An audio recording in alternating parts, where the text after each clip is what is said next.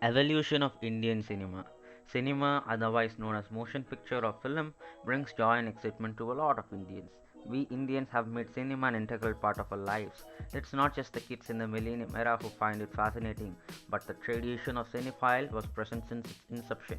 Films in itself have encountered evolution from the cinema with no color to the cinema now which is full of colors, from the multiple reels to the single show reel, and from zero graphics to animation, and from a single take artist to no comments.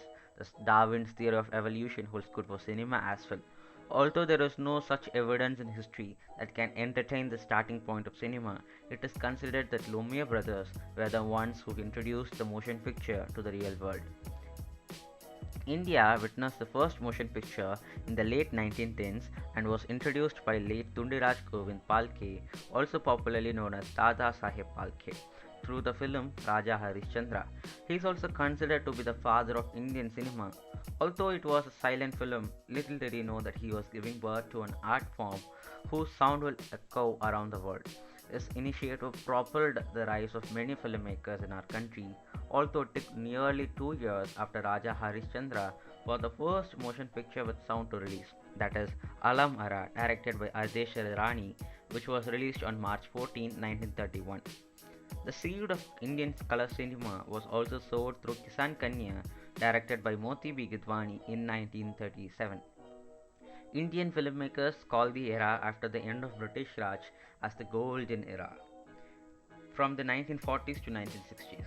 This was the time when parallel cinema came into existence and Bengali filmmakers like Satyajit Ray, Ritwik Ghatak, Mrinal Sen and many more were the pioneers and major contributors.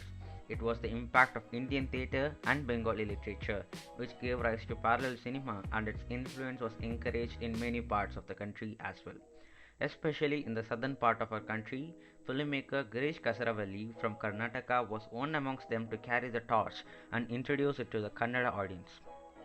On the other hand, films which had songs, dance, fight, and so called heroism were equally dominating the Indian film industry. These films were and still are also called as full fledged commercial films. They have always been prolific in imbibing the audience with its intriguing content, be it with typical family drama, a stereotypical love story, or Shah Rukh Khan's Palat theory.